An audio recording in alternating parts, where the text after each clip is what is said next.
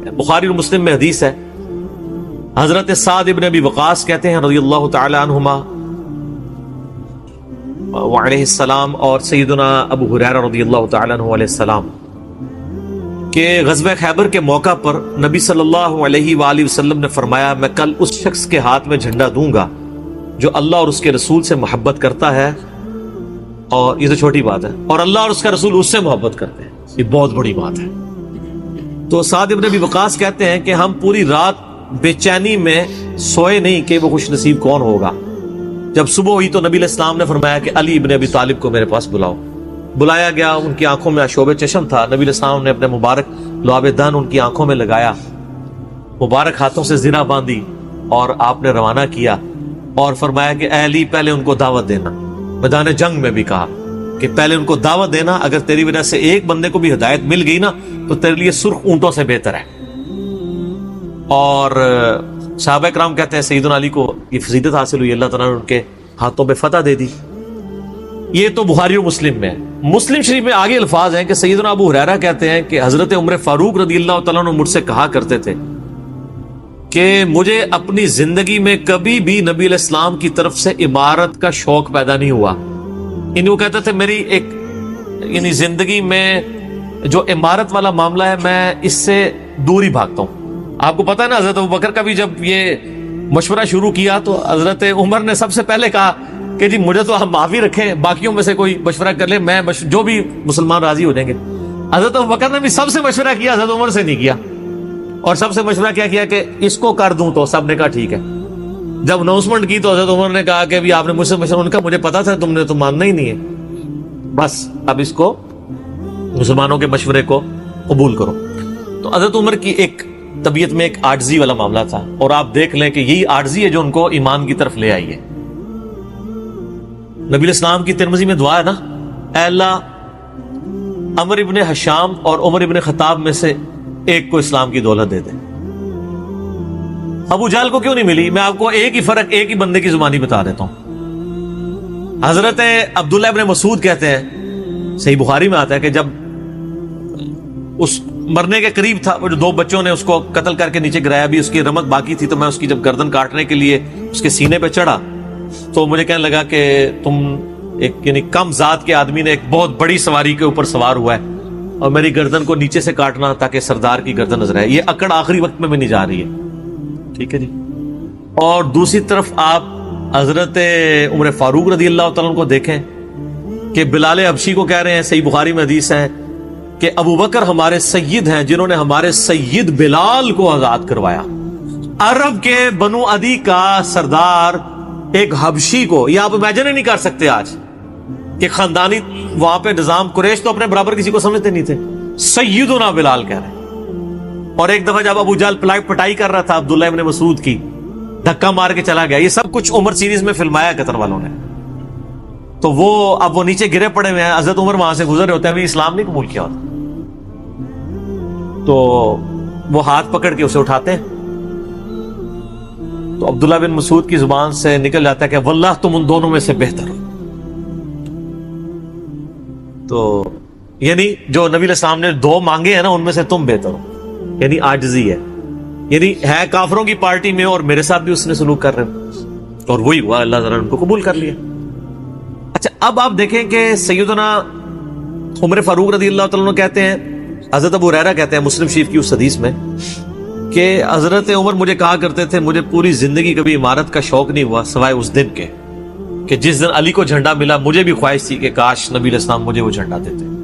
یہ حضرت علی کے لیے بہت بڑی فضیلت ہے اس حوالے سے کہ سیدنا عمر ان پر رشک کرتے تھے۔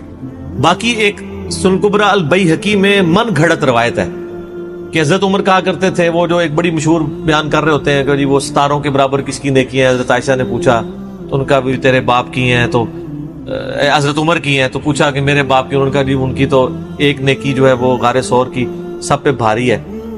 اس حدیث کو شیخ البانی نے، شیخ زبیلی زئی صاحب نے، دونوں نے لکھا ہے یہ موضوع حدیث ہے، وضع کی گئی حدیث ہے، لیکن یہ ہمارے مسلمانوں کے بچے کو یاد ہے، جعلی حدیث ہے، ضعیف نہیں سر، گھڑی ہوئی حدیث ہے۔ اور جو مسلم شریف کی حدیث تھی وہ ہم نے آگے ایکسپلور کی ہے کہ حضرت عمر کہتے تھے مجھے علی پر رشک ہے کہ مجھے وہ جھنڈا نہیں ملا اور علی کو ملا۔ دوسری طرف سیدنا علی بھی سیدنا عمر سے بڑی محبت کرتے تھے.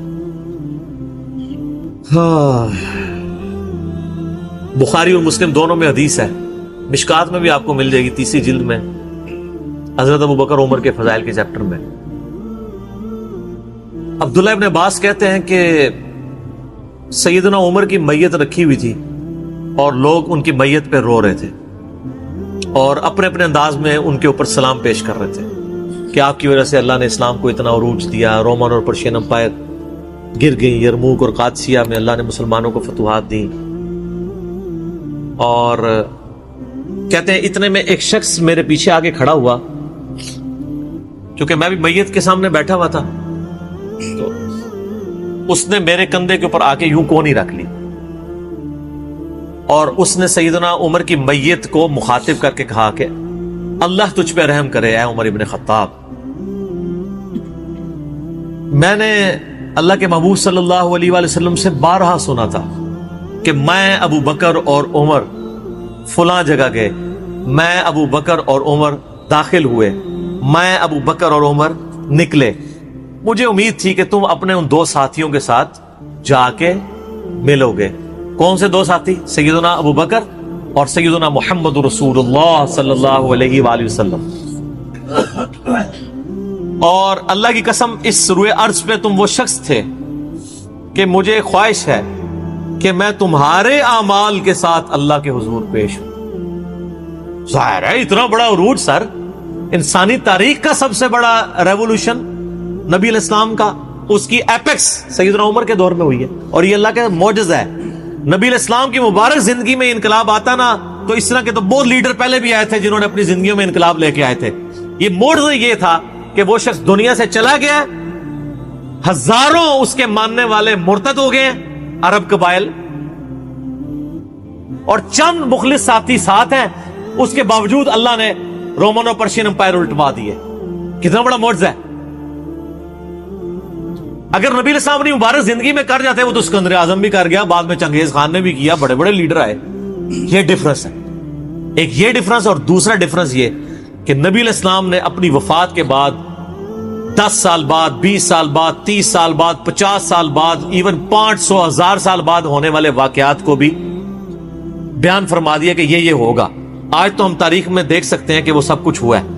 اگر آپ کو شوق ہو تو دلائل النبوہ امام بیہقی کی کتاب ہے، 3500 حدیث پہ، 5ویں صدی ہجری میں لکھی گئی ہے. اس میں 500 سال میں جو نبی علیہ السلام کی پروفیسیز پوری ہوئی ہیں نا، منوان اسی طریقے سے موجود ہیں. بخاری مسلم میں جو حدیثیں ہیں تاتاریوں سے جنگوں والی، وہ اس وقت تک نہیں ہوئی تھی، حدیثیں تو پہلے سے موجود تھی. آج تو ہم ان کو بھی درست مان رہے ہیں. ٹھیک ہے، نبی علیہ السلام نے پریڈکشن کی تھی کہ ان قریب کیسر روم ختم ہوگا، قیامت تک کوئی کیسر نہیں ہوگا. بخاری مسلم کی حدیث ہے، اور دیکھ لیں قیامت تک کوئی کیسر نہیں ہوا. ان قریب پرشین امپائر ختم ہوگی اور قیامت تک کوئی کسرا نہیں ہوگا. آج دیکھ لیں 1400 سال ہو گئے ہیں. سر یہ اسی طریقے سے ہے کہ میں کہوں کہ ان قریب امریکہ اور رشیا ختم ہو جائیں گے ود ان فیو ایئرز، اور قیامت تک کبھی ان کو پاورز نہیں ملیں گی جو کہ ابھی پاور ہیں اور جن کی صدیوں سے چل رہی ہیں. اور وہ پھر پاور بھی ان لوگوں کے ہاتھوں ہوئی ہیں کہ جن کے پاس اسلحہ بھی نہیں تھا ان کے ساتھ لڑنے کے لیے، مین پاور بھی نہیں تھی ان کے لیول کی. الٹوا دی اللہ تعالیٰ نے. ابن عباس کہتے ہیں کہ حضرت عمر فاروق رضی اللہ تعالیٰ عنہ کی میت پہ یعنی یہ کلام وہ جو شخص میرے یعنی کندھے پہ کونی رکھ کے کر رہا تھا نا، تو میں نے جب اس کو مڑ کے دیکھا تو وہ علی بن ابی طالب تھے جو سیدنا عمر کے بارے میں یہ کلمات کہہ رہے تھے. تو یعنی ان لوگوں کی للہیت تھی کہ وہ تعریف کیا کرتے تھے اور کوئی آر محسوس نہیں کیا کرتے تھے. اور آپ دیکھیں سیدنا عمر کی بھی کتنی محبت تھی سیدنا علی سے کہ جب کبھی بھی فارن ٹور پہ جاتے تھے اپنی جگہ حضرت علی کو خلیفہ بنا کے جاتے تھے. کیونکہ نبی علیہ السلام جب تبوک پہ گئے تھے تو سیدنا علی کو چھوڑ کے گئے تھے. بخاری مسلم میں آتا ہے حضرت علی رو پڑے. پہلا اور آخری موقع تھا کہ جنگ میں نہیں گئے. تو فرمایا تم اس پہ راضی نہیں ہو، تمہاری میرے ساتھ وہی نسبت ہے جو ہارون کی موسیٰ کے ساتھ، مگر میرے بعد کوئی نبی نہیں. تو حضرت عمر اس سنت پہ عمل کرتے تھے. جب بھی وہ جاتے تھے، جب بیت المقدس فتح ہوا، چابیوں کے لیے انہوں نے بلایا، سیدنا علی کو اپنی جگہ چھوڑ کے گئے. اس سنت پہ عمل کیا کرتے تھے. اور یہ بات شیعہ کے ہاں بھی ملتی ہے. میری ایک شیعہ عالم کے ساتھ ایک دفعہ بحث ہوئی، 2011-12 کی بات ہے. تو مجھے کہنے لگے کہ حضرت عمر جو ہے نا حضرت علی کو خلیفہ بنانے میں مخلص نہیں تھے، اسی لیے انہوں نے 6 رکنی کمیٹی بنائی. ان کو چاہیے تھا ڈائریکٹ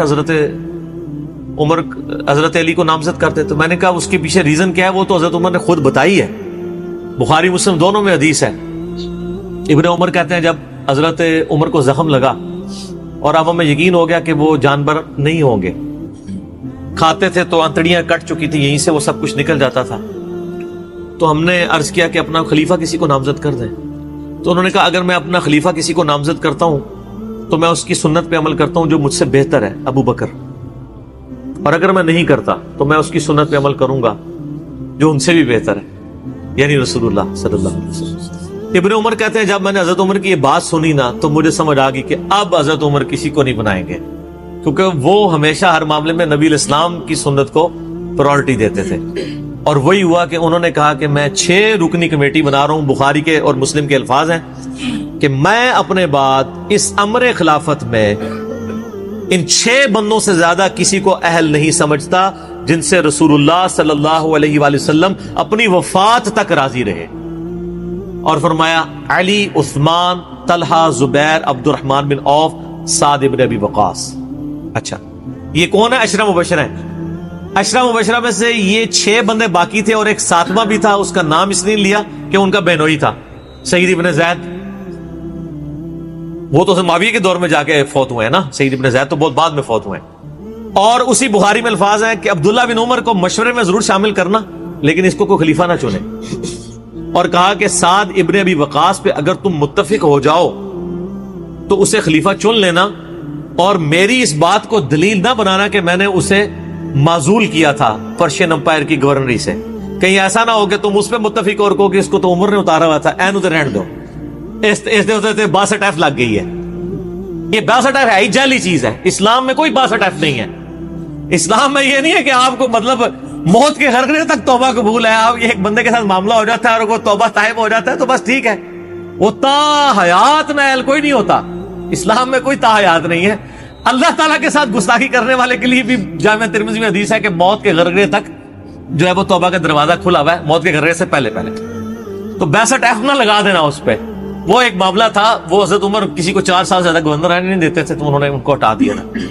تو یعنی ان لوگوں کی یہ للہیت ہوا کرتی تھی. تو میں نے اس کو کہا کہ دیکھو کہ یہ وجہ تھی کہ انہوں نے نبی الاسلام کی سنت پہ عمل کیا کہ میں ان 6 بندوں سے نبی الاسلام راضی تھے, میں اس کمیٹی بناؤں گا, میں, اور اس میں الفاظ ہیں بخاری مسلم میں کہ میں زندگی بھر تمہارا بوجھ اٹھاتا رہا, اپنے مرنے کے بعد تمہارا بوجھ نہیں اٹھاؤں گا, تم خود اپنا خلیفہ چن لینا ان 6 میں سے, یعنی میں کسی کو نامینیٹ نہیں کروں گا. دوسرا میں نے اس شیعہ عالم سے یہ بات کی کہ حضرت عمر اتنے بڑے رسک کے اوپر تھے کہ جس نے پوری دنیا کو الٹ دیا ہے, اور وہ چند بندے لے کے رومن اور پرشین امپائر کا وزٹ کر رہا ہے, کوئی بھی قافلہ ان پہ حملہ کر کے ان کو شہید کر سکتا تھا. اور اگر خدا نہ خواستہ اس دوران وہ شہید ہو جاتے تو حضرت علی آٹومیٹکلی خلیفہ ہوتے کیونکہ ان کو چھوڑ کے گئے ہوئے تھے. یہ ان کا اخلاص تھا.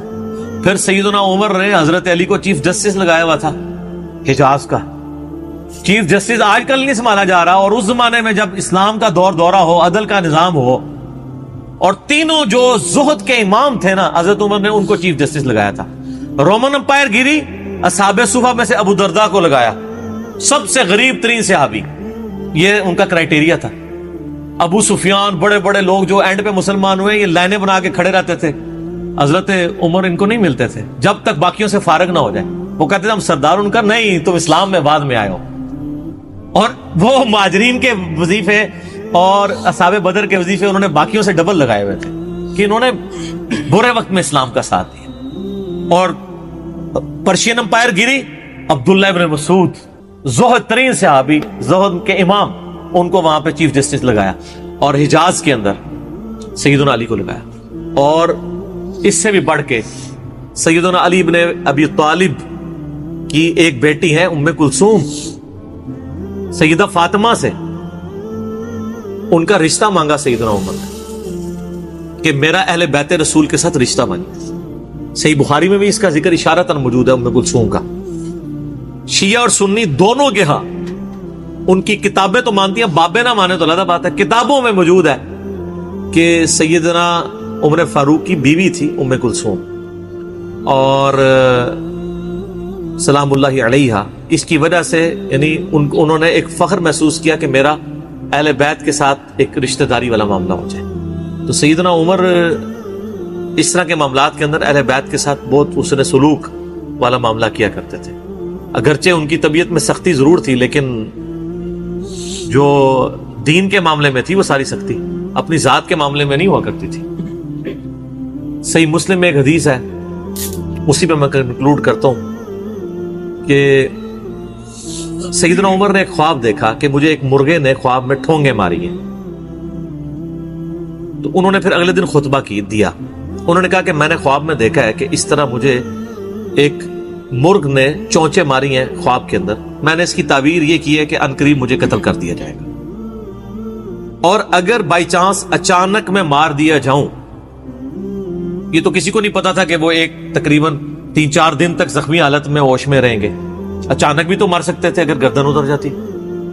اگر میں اچانک مار دیا جاؤں تو تم اس امر خلافت کو ان 6 بندوں سے باہر نہ جانے دینا. صحیح مسلم میں ان 6 بندوں کے نام نہیں ہیں، لیکن بخاری میں وہ نام بھی ہیں: سیدنا علی، عثمان، طلحہ، زبیر، عبد الرحمن بن عوف اور سعد ابن ابی وقاص. اور انہوں نے کنسنسس کے ساتھ پھر بعد میں سیدنا علی اور عثمان ہی بچ گئے تھے. ان میں ٹائی پڑ گئی تھی تو الٹیمیٹلی پھر حضرت عثمان کو چن لیا گیا. تو اگر میں اچانک مار دیا جاؤں تو ان 6 بندوں سے باہر کسی کو خلیفہ نہ چننا.